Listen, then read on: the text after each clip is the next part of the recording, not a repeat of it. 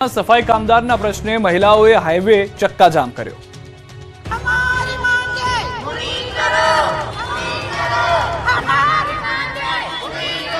અરવલ્લીના માલપુરમાં મહિલાઓએ હાઈવે ચક્કાજામ કર્યો। માલપુરમાં સફાઈ કામદારોના પ્રશ્નોને લઈને મહિલાઓએ હાઈવે પર આંદોલન છેડ્યું। સફાઈ કામદારો અનેક સમસ્યાનો સામનો કરી રહ્યા છે।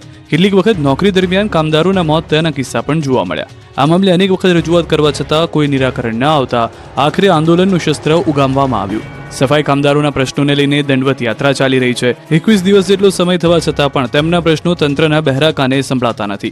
સફાઈ કામદારના પ્રશ્નોને લઈને લાલજી ભગત માલપુરથી દિલ્હી સુધી દંડવત યાત્રા કરી રહ્યા છે।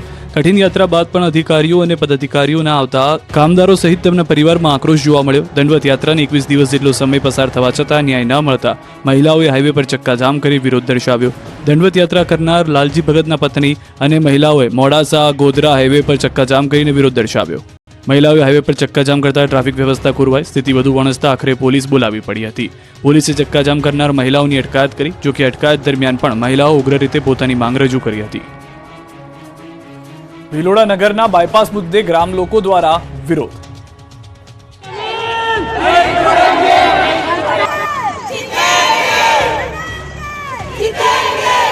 અરવલ્લીમાં બાયપાસ રોડને લઈને ગ્રામ લોકો દ્વારા વિરોધ કરવામાં આવ્યો। ભિલોડા નગરના બાયપાસનો ગ્રામ લોકો વિરોધ કરી રહ્યા છે। શામળાજી ઈડર હાઈવેને પહોળો કરવાની કામગીરીમાં તંત્ર દ્વારા જમીન માપણીની કાર્યવાહી થતાં લોકોમાં આક્રોશ ફેલાયો છે। લોકો રોડ પર ઉતરી આવ્યા, હલ્લાબોલ અને સૂત્રોચ્ચાર કરીને આખા વિસ્તારને બાનમાં લીધો। જીવ આપીશું પણ જમીન નહીંની ગ્રામજનોની નારેબાજી કરવામાં આવી। મોટી સંખ્યામાં મહિલાઓ પુરુષો સૂત્રોચ્ચાર કર્યા, જેના પગલે ઉચ્ચ પોલીસ અધિકારીઓનો કાફલો ઘટના સ્થળે પહોંચ્યો। પોલીસ તૈનાત કરી રસ્તાની માપણી કરાઈ। લીલચા ખલવાડના ગ્રામજનો દ્વારા જમીન નહીં આપવા મક્કમ જોવા મળ્યા।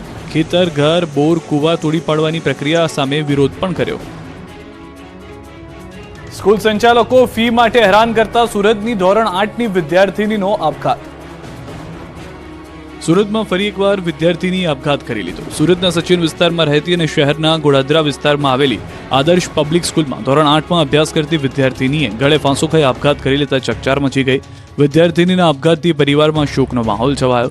વિદ્યાર્થીનીના પરિવારજનોએ આક્ષેપ કર્યો કે ફી નહીં ભરવાને લઈને વિદ્યાર્થીનીને 2 દિવસ સ્કૂલ સંચાલકોએ ટોયલેટ પાસે ઊભી રાખી।